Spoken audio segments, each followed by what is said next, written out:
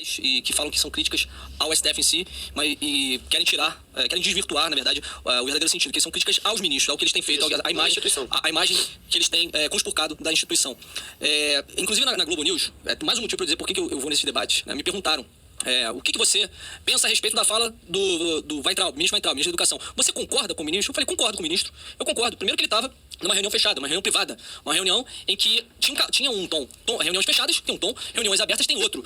Ele, obviamente, que se fosse uma reunião aberta, ele não falaria daquela forma. A hipocrisia, a hipocrisia dessa gente é a seguinte: você chega numa roda de homens, né? Você chega numa roda de homens, e aí você pergunta qual a posição que você mais gosta. Aí o cara vai lá e solta um áudio no grupo privado. A posição que eu gosto aqui, minha mulher fica doida. Aí depois eles querem que em rede nacional você fala assim, não, jamais. É só papai e mamãe. Né? Nunca falei desse negócio de agarrar a mulher contra a parede. Né? Isso é uma hipocrisia tamanha, porque as pessoas em casa têm as suas opiniões com relação ao que eles estão fazendo. Exatamente. E expressam sua indignação. Exatamente. Agora, o tamanho da burrice dessa gente é tamanha, que olha essa outra matéria aqui, só pra você vai concluir, mas é importante eu relatar isso aqui.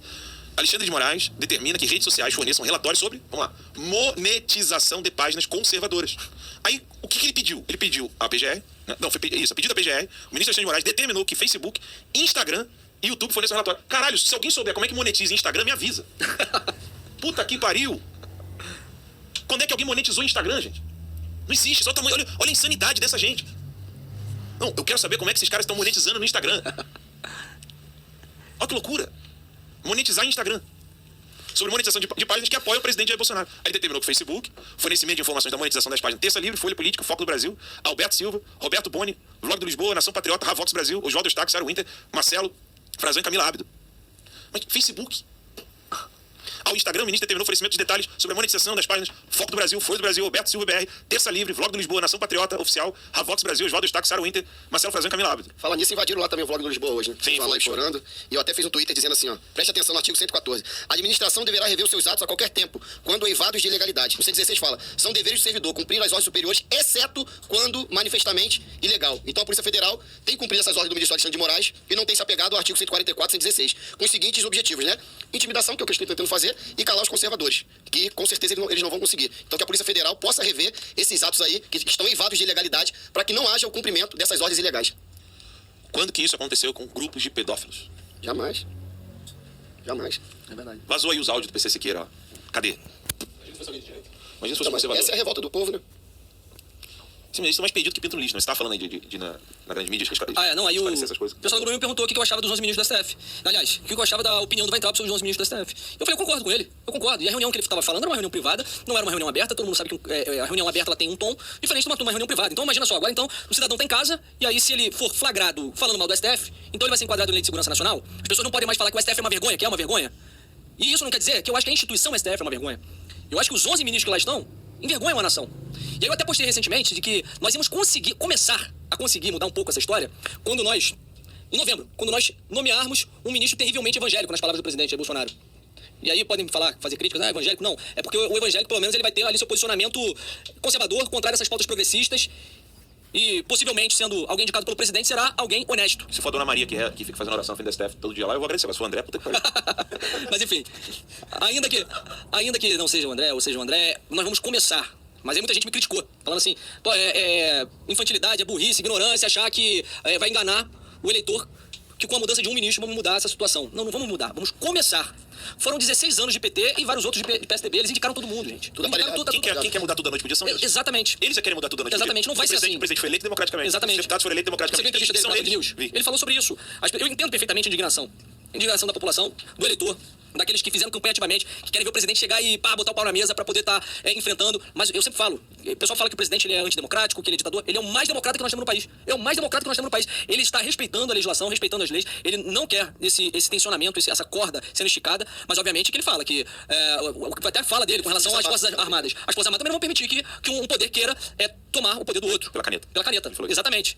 Assim como... Em referência aos dois julgamentos que vão acontecer no TSE. Aquela ação absurda. Esse agora de página, de um grupo no Facebook. O grupo Facebook, Mulheres contra Bolsonaro. Isso. Foi apresentado por dois candidatos à presidência que não tiveram juntos 2% do voto. 0,58 Boulos, 1% Marina Silva. Que invadiram uma página de Facebook. Estão querendo falar que isso influenciou o resultado da eleição? Pelo amor de Deus. Pra querer caçar a chapa. E ainda mencionou, nessa entrevista foi às 5 da tarde hoje, na Band, ele deu entrevista para Marcelo D'Angelo.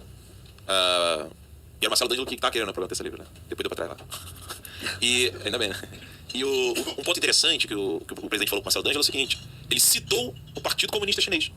Quando ele fala, olha, inclusive esses pedidos estão sendo feitos pelo PDT, né, que foi financiado pelo Partido Comunista Chinês. Ele falando em relação a alguns pedidos do PDT. Ele falou, então, o presidente, ele além de ter mostrado que ele está sendo democrático, né, que ele está defendendo a democracia, que ele não quer nenhuma mudança brusca ou uma mudança radical. Eu quero lembrar vocês aqui uma entrevista que o Paulo Francis deu ao Roda Viva em 1994. A Constituição tinha 7 aninhos. Assista essa entrevista. O Paulo Francis, ele está sendo questionado pelos jornalistas ali na Roda Viva, no programa Roda Viva, e aí perguntam para ele o que você acha do... Qual é o do presidente Topete? Sempre esqueço o nome dele. O presidente Topete, que ficou um pouquinho tempo. Tamar Franco. O que você acha do Tamar Franco? Aí ele falou assim, com um pouco mais de competência ele pode ser o Fujimori brasileiro. Você não sabe quem é o Fujimori brasileiro? Bota no Google pra você ver. Um ditador. Aí os jornalistas ficam como, né? Caralho, é doido. Isso aqui é pior do que o tweet do Carlos, né? Sobre o... Não, que democracia demora mesmo. Lembra aquele tweet do Carlos? Aí os jornalistas, mas Paulo Francis, como assim? Você não apoia a democracia? Eu falei assim, é óbvio.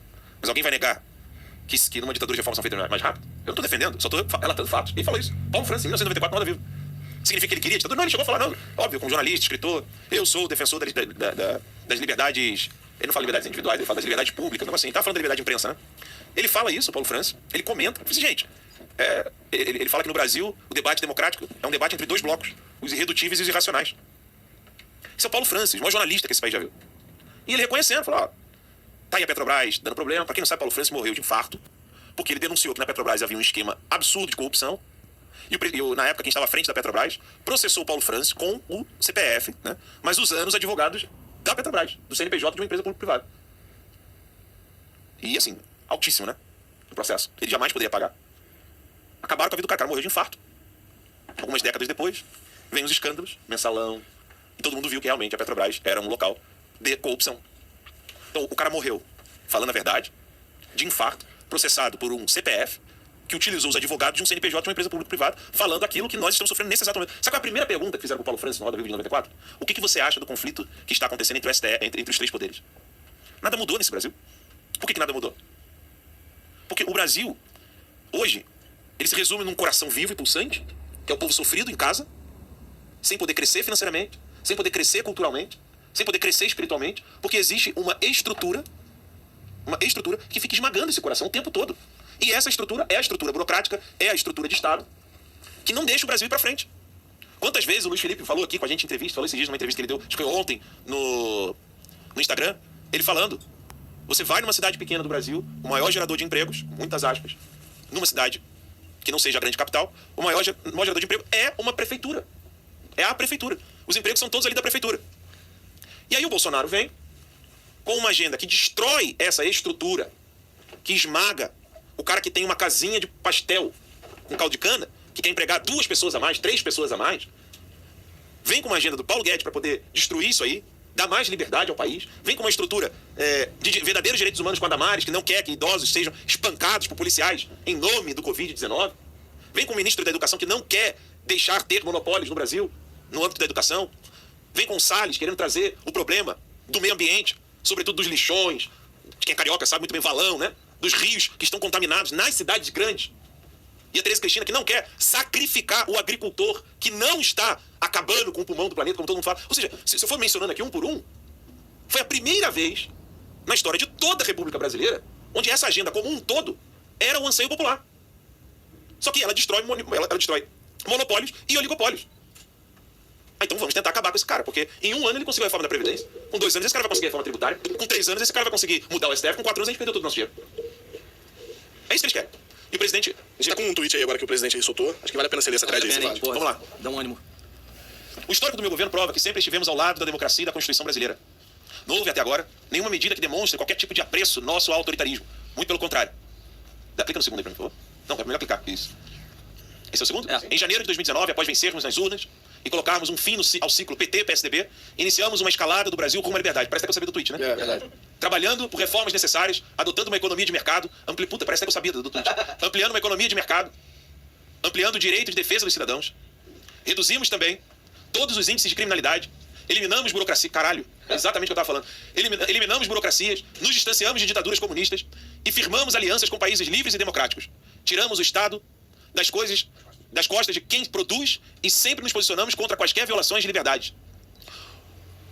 O que adversários apontam como autoritarismo do governo e de seus apoiadores não passam de posicionamentos alinhados aos valores do nosso povo, que é em sua grande maioria conservador. A tentativa de excluir esse pensamento do debate público é que, de fato, é autoritária. Vale lembrar que há décadas o conservadorismo foi abolido de nossa política e as pessoas que se identificam com esses valores viviam sob governos socialistas que entregaram o país à violência e à corrupção, feriram nossa democracia e destruíram nossa identidade nacional. Suportamos a todos esses abusos sem desrespeitar nenhuma regra democrática. Até mesmo quando um militante de esquerda, ex-membro de um partido da oposição, tentou me assassinar para impedir nossa vitória nas eleições num atentado que foi assistido pelo mundo inteiro.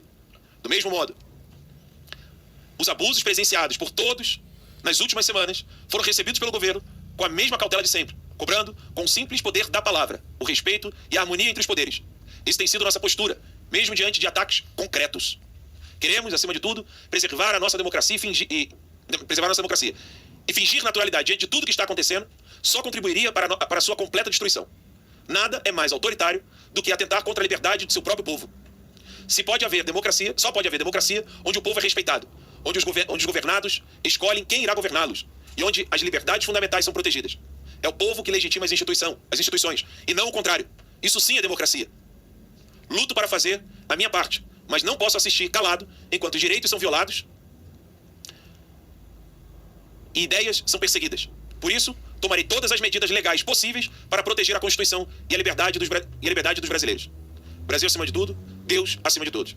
Só quero frisar o final ali, né? Por isso, tomarei todas as medidas legais possíveis para proteger a Constituição e a liberdade dos brasileiros. O recado está dado. Muito bom. Né?